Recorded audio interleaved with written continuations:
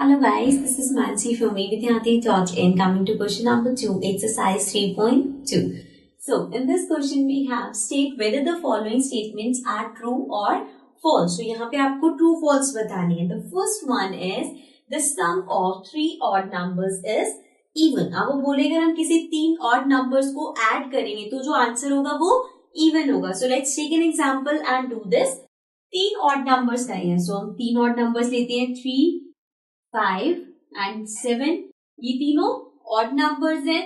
So now let's add them. 7, 8, 9, 10 plus 5 is 15. So अब जो हमारे पास आंसर आया वो क्या है?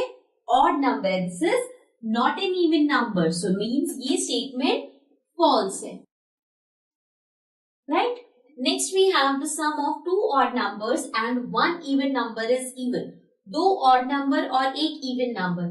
एंड ऑल्सो यहाँ पे जो मैं एग्जाम्पल्स दे रही हूँ आप कोई भी रैंडम नंबर्स ले सकते हो. इट्स नॉट नेसेसरी कि आपको यही नंबर्स देने हैं. ठीक है. सो यहाँ पे हमें दो ऑड नंबर्स लेने हैं. Let's take 3 and 5. एक even number let's take 4. Right. Then 5, 6, 7, 8, 9, 10, 11, 12. तो हमारे पास आया 12 and 12 is an even number. So this statement is true. Next आते हैं हम थर्ड पार्ट पे. The product of three odd number is odd. अगर तीन ऑड नंबर्स हैं उसका आप प्रोडक्ट निकालोगे तो वो ऑड होगा. So three odd numbers let's take 3. अब हमें प्रोडक्ट निकालना है. Means 3 multiplied by 7 multiplied by 9. ठीक है. तीन कोई भी मैंने ऑड नंबर्स ले लिए. So now 7 3s are 21. 21 को 9 से मल्टीप्लाई करते हैं. We have 21 and 9. 9 1s are 9, 9 2s are 18. So हमारे पास आया 189 which is odd. आप चाहो तो एक दो एग्जांपल्स और भी ले सकते हो बट यहाँ पे हमारे पास आंसर ट्रू आ रहा है. So we'll write true. So this was part number 1, 2 and 3. Let's come to the other parts. Now coming to the D part. D part में हमारे पास है if an even number is divided by 2, the quotient is always odd. अगर हम किसी number को 2 से divide करते हैं इवन नंबर को तो क्वोशिएंट उसका हमेशा ऑड होगा. तो हमें देखना है ये ट्रू है या फॉल्स. नाउ सी अगर मैं नंबर लू 6 और 6 को डिवाइड कर दूं 2 से तो हमारे पास आएगा 3 विच इज ऑड. तो इस केस में तो ये ट्रू है. लेकिन अगर मैं इवन नंबर लू 12 और 12 को 2 से डिवाइड करूं तो मेरे पास आएगा 6 and this 6 is an even number. So this means कि ये हर जगह पे जरूरी नहीं है अप्लाई होगा. सो यहाँ पे जो लिखा है इज ऑलवेज ऑड, ये फॉल्स है. So we'll write false. Now next we have E part. All prime numbers are odd. सारे प्राइम नंबर्स ऑड होते हैं. This is also false because 2 is a prime number and 2 is an even number. So this means this statement is false because इसमें एक exception है that is 2. Now, F part है prime numbers do not have any factors. जो prime numbers होते हैं उनके कोई भी फैक्टर नहीं होते. This is also false. Why? Because prime numbers के भी दो फैक्टर होते हैं. एक तो वो नंबर खुद and 1. So this statement is also false.